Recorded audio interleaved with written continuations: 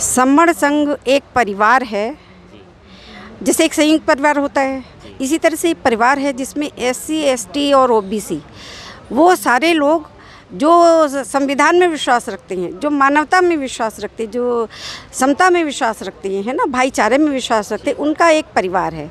तो फिर ऐसा देखा गया है कि जैसे हम लोग बिखरे हुए हैं, तो हमारा ये प्रयास है कि हम सबको एकजुट करें इस संघ के अंदर। तो संघ में क्या होता है, कुछ एक बातें आपको मोटे तौर पे बता दूं तो संघ में कोई नेता नहीं होता, जैसे है ना, सब, क्योंकि जो भी बात होती है जो वो सबकी सहमति से होती है। किसी की इसमें कोई बात नहीं चलती कि हमें किसी के मन में कोई विचार आया है तो अपने वो विचार संघ में रखेगा, और अगर वो संघ के लिए उपयोगी होता है, सब लोग उसमें डिस्कशन करते हैं, तब वो माना जाता है।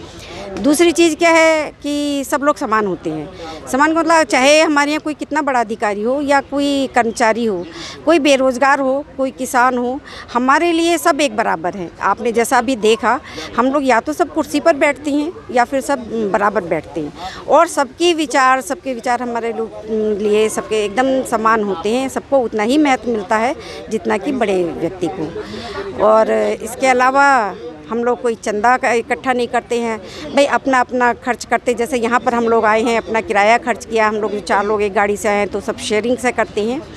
और जो खाना पीना जो होता है सब कुछ शेयरिंग से होता है। हम अपना खाने का पैसा खुद देते हैं, हम ना तो किसी को खिलाते हैं अनावश्यक रूप में, या ना किसी का खाते हैं, ये कॉन्सेप्ट हमारा।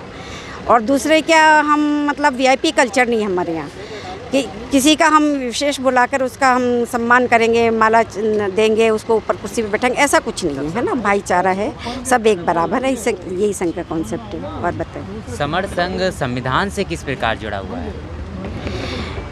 देखिए, संघ आप था बुद्ध के पहले का, है ना, और उसके बाद में बिखर गया। तो आपने सुना जो हमारी यहाँ जो विश्वगुरु था वो कब था? संघ था जब, तब हमारा देश विश्वगुरु था। हमारे पास अच्छी शिक्षाएं थी, ज्ञान का भंडार था, संपत्ति थी, जो कहते हैं कि सोने की चिड़िया था देश। तो इतनी संपन्नता थी, भाईचारा था, आपस में एक दूसरे का मान सम्मान होता था।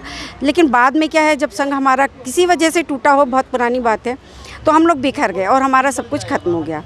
उसके बाद में जब बाबा साहब आए, उन्होंने भी ये महसूस किया कि हम लोग बिखरे हैं, तो इस वजह से हमारा शोषण हो रहा है, या हम लोगों की बहुत सारी चीज़ें जो हमको मिलनी चाहिए, हमारे मूल जो अधिकार हैं वो नहीं मिल पा रहे। तो उन्होंने जो संविधान दिया, वास्तव में वो एक संघ की अवधारणा है ना। तो सब संघ की अवधारणा के रूप में जो संविधान हमको दिया कि नहीं, हमको इस पर उसके जो सूत्र हैं, जो आर्टिकल्स हैं, उसके हिसाब से हमें चलना, हमें अपने देश को चलाना है, जैसा कि संघ में पहले हुआ करता था।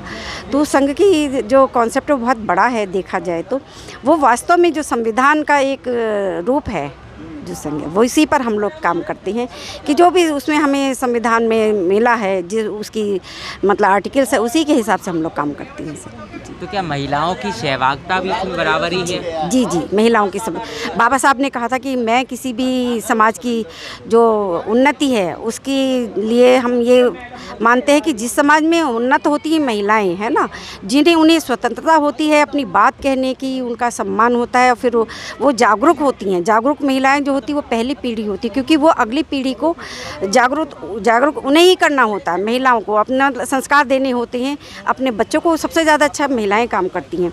तो हम लोग इस पे भी काम करें। हमारे कई संघ बने हुए हैं, घटक संघ जो, तो जैसे डॉक्टर्स का है, भाई कोई बड़ा परिवार है, ये संघ है, उसको सुचारू रूप से चलाने के लिए हम उसे अलग अलग लोगों में काम बांट देते हैं, उनकी दक्षता के हिसाब से। डॉक्टर्स अपना काम ज़्यादा अच्छे से कर पाते हैं।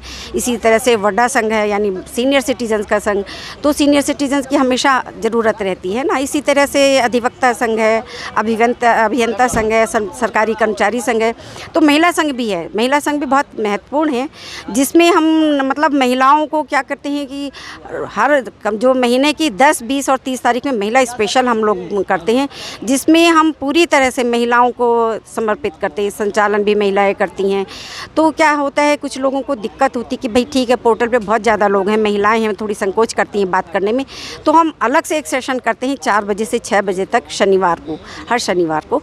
तो उसमें हम महिलाओं से बात करते हैं, जिसको हम कहते हैं कि चाय की चौपाल, जिससे महिलाएं कंफर्टेबल फील करें, संकोच ना करें, है ना। तो वो किसी भी तरह की अपनी बातचीत करें, क्योंकि पहले तो उनके जो चारों तरफ की मर्यादाएं हैं उसको तोड़ना, है ना, जो हदबंदी उनकी की गई है उसको लांघना ज़रूरी है।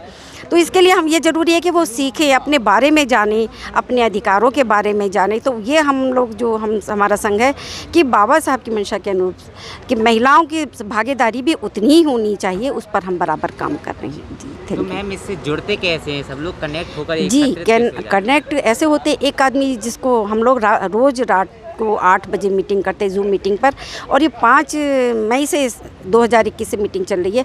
तो तब मैं यहाँ नहीं थी, लेकिन मैंने सुना 5 लोग सिर्फ इस मीटिंग में होते थे, मगर धीरे धीरे हम 5 लोगों ने और 5 को जोड़ा। तो उसमें कुछ भी नहीं है, लिंक भेज देते हैं, उनके कॉन्टैक्ट नंबर हमारे पास होते हैं, हम उनसे आह्वान करते हैं कि आप लोग जुड़ें और लोगों को जोड़ें। और मतलब क्यों जुड़ना है ये कॉन्सेप्ट हम सबको बताते हैं कि भाई जुड़ना अब बहुत ज़रूरी है। जो एट्रोसिटीज़ हैं हमारे खिलाफ बहुत हो रही हैं। देखिए डॉक्टर्स को भी अभी लखनऊ में भी एक केस हो रहा है डॉक्टर अरविंद का। तो उसमें क्या है कि वो हैं कि भाई आईएमए में आपने देखा, आईएमए एक जो संस्था है डॉक्टर्स की, तो उसमें कोई भी उनके खिलाफ अगर सरकार कोई भी नियम बनाती है, उनको नियमबद्ध करने की कोशिश करती है, उनके दायरों को मतलब सीमित करने की कोशिश करती है, तो ये सबके सब इकट्ठा होकर आगे आ जाते हैं और शोर शराबा इतना करते हैं कि बैकफुट पर आ जाती है सरकार। लेकिन आखिर क्या वजह है, डॉक्टर अरविंद के फेवर में कोई नहीं आ रहा, आईएमए नहीं आ रहा, कोई इवन मतलब डॉक्टर संघ का कोई भी नहीं व्यक्ति नहीं उनके साथ खड़ा हो रहा है। तो हम ये महसूस कर पा रहे हैं कि भाई हमारे समर भाई हैं, तो अब हमें अपने अधिकारों को सुरक्षित करने के लिए हमें आगे आना होगा, हमें उन्हें प्रोटेक्ट करना होगा। तो इसीलिए है कि हमारा जुड़ना बहुत ज़रूरी है और हम एक दूसरे को जोड़ते हैं, लगातार अलग अलग लोगों को जोड़ते हैं। तो हमारा ये है प्रयास, डॉक्टर्स है वो ये काम करें कि अपने लोगों को जो है अच्छी सेहत का, स्वास्थ्य का लाभ हो। तो डॉक्टर्स ओपीडी करते हैं।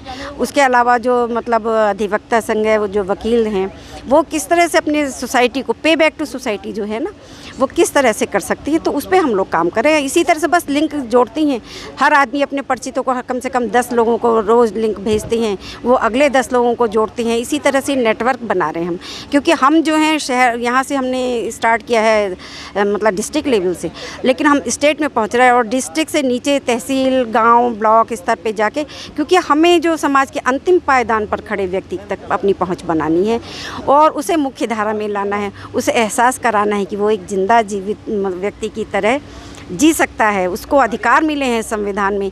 तो उसको ये एहसास कराना है, हमें उसके साथ खड़े रहना है, उसका मनोबल बढ़ाना है। बस यही है हमारा उद्देश्य।